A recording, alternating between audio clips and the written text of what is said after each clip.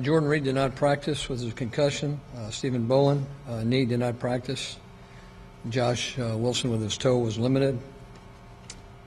Gums, ankle was limited as well. E.J. Biggers, knee was full practice.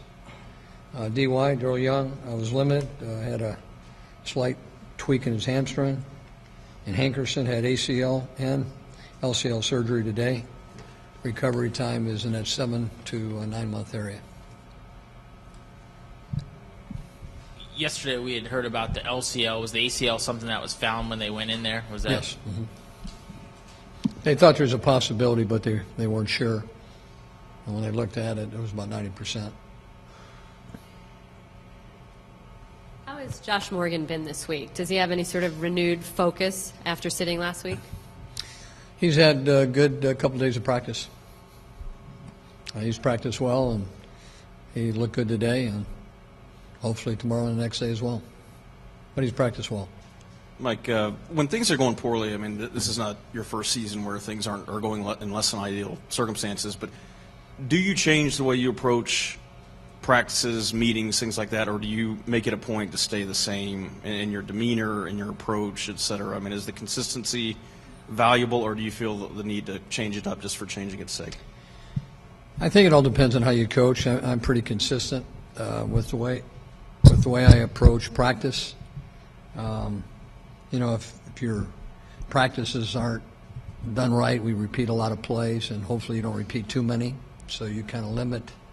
You're hoping that you're practicing at a very high level where you don't have to repeat plays, and sometimes you have to repeat plays if you're not really on top of it. So players know very quickly if you do repeat plays, what kind of practice you're having. But I've always been that way, regardless. And so, to answer your question, I'm pretty consistent. How have you handled this recent downturn, I guess? I mean, and even earlier in your career, I mean, did you have to learn to be more consistent and not, you know? Well, I have to learn to answer these type of questions. You know, through, you know, is your team divided? Do they like each other? Do they still go out for pizzas on Thursday night, or don't they go out for pizzas anymore? I mean, anytime you have a little adversity, people are going to look to see if there is a locker room that's divided. That's part of it. Sometimes it does happen. But, no, I understand what goes with losing. Mike, obviously the Jordan Reed situation is not under your control with the concussion protocol, but do you have any sense of whether he might be out there tomorrow? No idea. No idea. You know, you don't know about a concussion. If you've ever had a concussion, you really don't know until the next day. You'll wake up and see how you feel, and the doctors will go through their test. And he did not pass the test today, though. Santana Moss said that he thought Nick Williams should get another chance to return punts. He said oftentimes in your first game it's not always indicative of kind of what you can become. What's your general philosophy on you give a guy an opportunity, maybe he doesn't seize it, and then potentially giving him another one moving forward? No, I'm not going to tell you if Nick Williams is returning punts for Monday night. But good try. I like that, though. Very well phrased, I might add. That's an experienced guy right there. You know? 4 years together. Painting with a broad brush, though. I mean, seriously, in terms of just philosophically. Oh, seriously, now. Oh, that's really going to help, yeah. No, hey, you're good. I like it, though. No. But if a guy does not broad seize perspective, his first, broad, right? Yeah. Okay. But if a guy doesn't seize that first chance, what's your general philosophy on giving them more? How do you determine whether or not you want to further evaluate a guy? It's your gut feeling, what you think he'll do on game day. And when you watch a guy perform, you've got to always do what you feel is in the best interest of the team. Sometimes you'll throw a guy right back in there. Other times you may wait. You might put him in there in special situations, depending on how the game's going, score of the game. A lot of different ways you could go. With Josh Wilson, I think you said inflamed toe yesterday. Is that an infection of some sort, or? Yeah, his toe was infected. It was inflamed. Wasn't able to wear a shoe yesterday, so he did not practice. Today it went down quite a bit, so his practice was limited, but still sore. Mike, what did you guys like about Lance Lewis? And obviously you guys signed him from the practice squad. We've liked the way he practiced. I thought he did a great job in preseason, making a couple plays.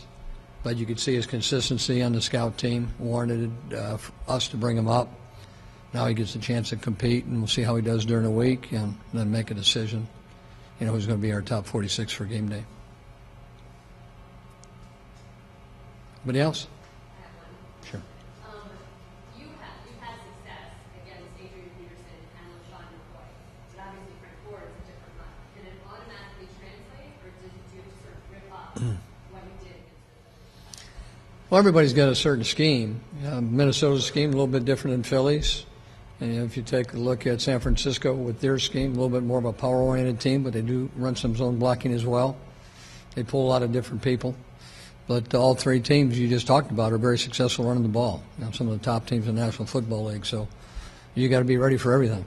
Do you feel really good after having 2 good weeks against the run? Does that give you a lot of confidence going into Monday? Well, I think we have some confidence that we've got the capabilities to stop and run, but you got to go out there and get it done. And as I mentioned, a team that run 35 to 40 times or 6-0 when they have run the ball consistently. They got an excellent offensive line, a lot of top draft choices, a great running back, and a quarterback that has excellent speed that knows how to take advantage of defenses. Mike, it used to be that rookie quarterbacks from the get-go would struggle right out of the gates. It seems like with Cam and Robert and Colin that they had a lot of success in their first year compared to how young guys used to in the past. Is the trend and is the league almost flipping now where these guys, especially when running a lot of the read option, have so much success early on and then it takes defenses in offseason to kind of catch up and adjust to them? Well, Colin is his third year. Is that correct? Yeah, but last year was his first year playing, right? Yeah. Well, I think that's a big difference. I think your first year, even if you're sitting on a bench, when you're learning NFL defenses, you feel a lot more comfortable with the terminology. There's a big difference playing your second year than it is your first year. Your first year, you've got a new playbook, new terminology, run new teammates. You're getting a chance to see NFL defenses for the first time. But as we mentioned, as we've talked about, it's a learning curve that's I think that no matter what situation you're in, what type of offense you're running, you're going to learn a lot. And your experiences in college are going to be different than your experience in the pro. And the great ones have a lot of attention to detail every year, and they keep on growing with every practice, and they take it very seriously. You said yesterday that Josh Morgan, you have a lot of confidence in him and that, he could be a Pro Bowl receiver. Obviously, he's had some difficulty the last couple of weeks. What are your expectations for him if, in fact, he suits up? What I said is when you have Pro Bowl ability, that means you have the talent to make plays. And what you have to do is you've got to practice at a certain level every day and try to get those talents, to work on them so it becomes automatic. So there is no mistakes. Depth of routes, catching the football, running a post route, running a comeback route, blocking responsibilities. And as he gets better at that, he'll get more playing time. And we're expecting him to practice that at that level where when he does play that he makes those plays consistently. And there's a lot of people out there that have Pro Bowl ability that don't play. And we're going to get a chance to see his jump here very soon because of the injury and his potential. So hopefully he takes advantage of it. Have you been seeing more of the approach you want in recent weeks from him? Yeah, I saw 2 excellent days of practice. And one of the reasons why I had to talk with him, I talked to you guys that I was going to go with Nick, and part of it was special teams, but I talked to him not only about special teams, but I talked to him about route running and the way you practice and those type of things and what I expected of him. How often when you have a conversation like that with a guy, and especially like with Josh or something, how often do you think guys are surprised by what you say, or do you think they know that this is something they need to work on and maybe don't want to admit? Well, I think my responsibility, I've always been where I've never released somebody or cut somebody without talking to them. I'm the one that's released people over the last 20 years, so I will never let a guy go, just let him go. At least I tell him what I think if I'm going to release somebody. Same thing if a person doesn't dress for a game. I think it's my responsibility. If a guy's been dressing out on game day and he's been part of the 46, if he's not, I'm going to explain to him why. And then not only do I talk to him, but I show it on film. So they understand where I'm coming from, and hopefully when they get that opportunity again, they take advantage of it. Okay? Thanks.